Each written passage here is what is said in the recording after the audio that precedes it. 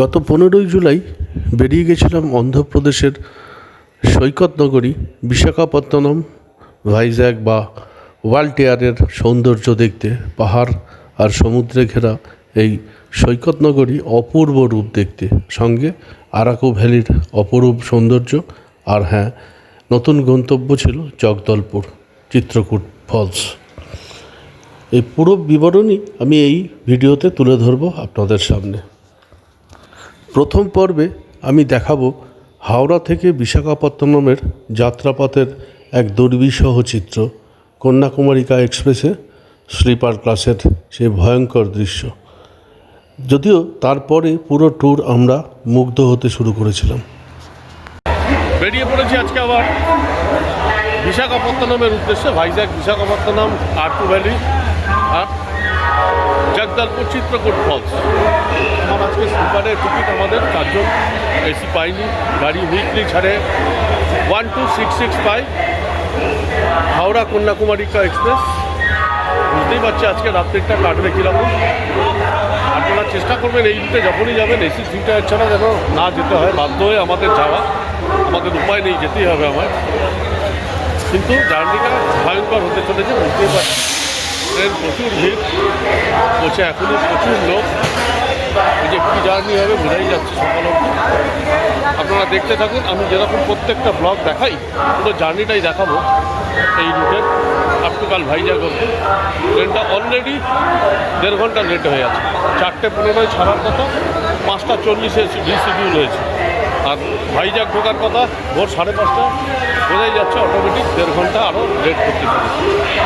দেখতে থাকুন সঞ্জয় ব্যানার্জি, সফর ইন্ডিয়া।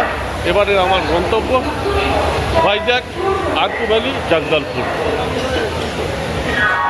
পুরো ভিডিওটা আমি আপলোড করবো, প্রত্যেকটা পর্ব আলাদা আলাদা এবং সম্পূর্ণ তথ্য দিয়ে, যাতে পুরো সমস্ত তথ্য সেই ভিডিওতে থাকে। দেখতে থাকুন আপনারা।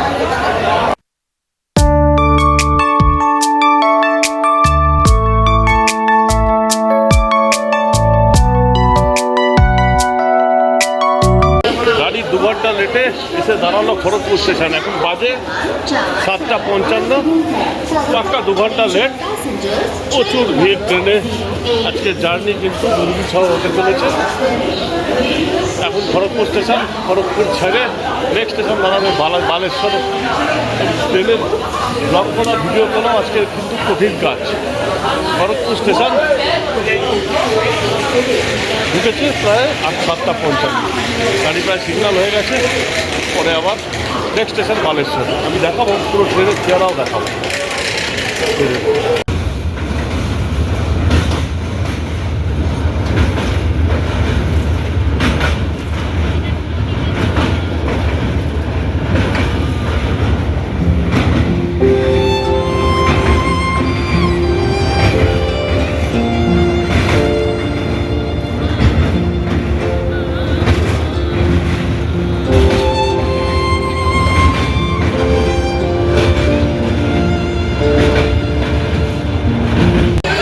এখন বাজে ঠিক 12:30। গাড়ি এসে দাঁড়িয়েছে কটক স্টেশনে। 2.5 ঘন্টা লেটে চলছে গাড়ি। অস্বাভাবিক দুঃসহ জার্নি। সারা ট্রেন গিজগিজ করছে লোক। বাথরুম, টয়লেট তো যাওয়ার কোনো প্রশ্নই নেই, এমন গিজগিজ করছে লোক। 2.5 ঘন্টা লেটে চলছি। দেখা যাক এরপরে নেক্সট স্টেশন ভুবনেশ্বর। সিগন্যাল হয়ে গেছে, উঠে পড়তে হবে গাড়ি।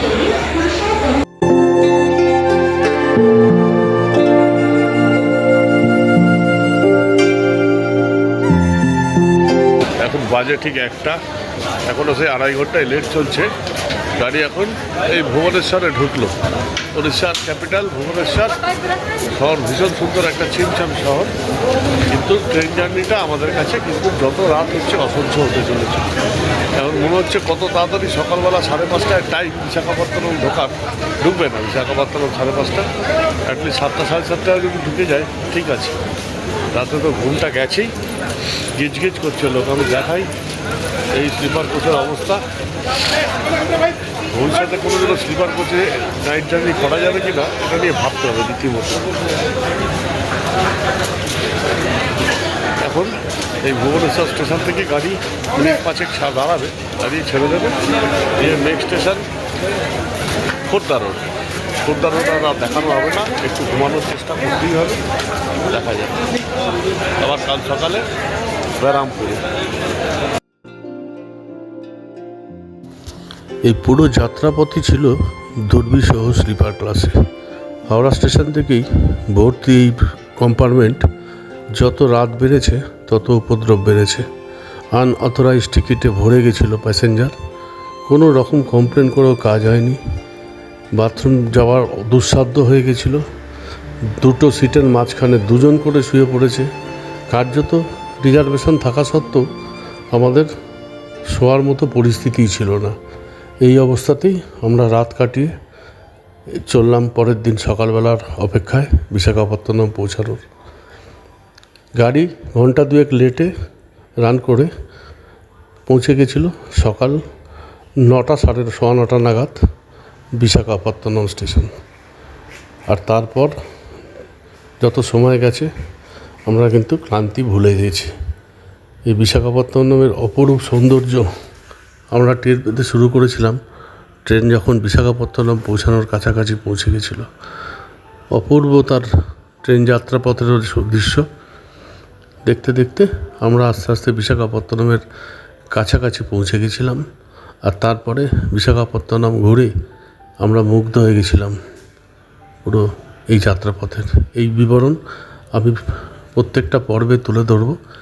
আজকে আমার প্রথম পর্ব শুধু এই হাওড়া থেকে বিশাখাপত্তনমের দুর্বিসহ যাত্রার বিবরণ।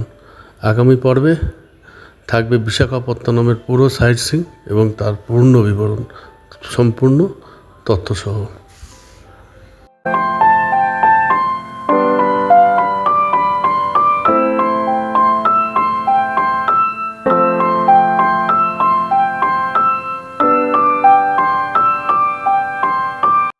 অবশেষে নামলাম বিশাখাপত্তনম ভাইজ্যাক স্টেশন। বিশাখাপত্তনম 2.5 ঘন্টা লেট, এখন বাজে 8টা।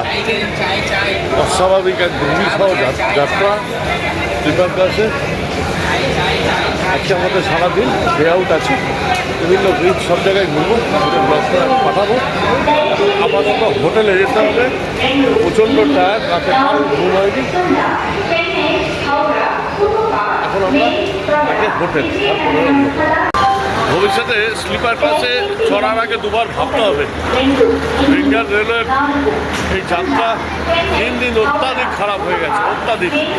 স্লিপার ক্লাসে চড়া এখন night journey south eastern rail, eastern রেলের দুঃসাধ্য ব্যাপার। আমরা অস্বাভাবিক কষ্ট করে এসেছি। এখন হোটেলে গিয়ে ফ্রেশ হয়ে, ওয়েদারটা কিন্তু দুর্দান্ত।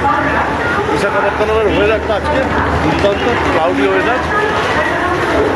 নতুন জায়গা, নতুন ডেস্টিনেশন, নতুন গন্তব্য, সব জায়গায় নতুন যাবো।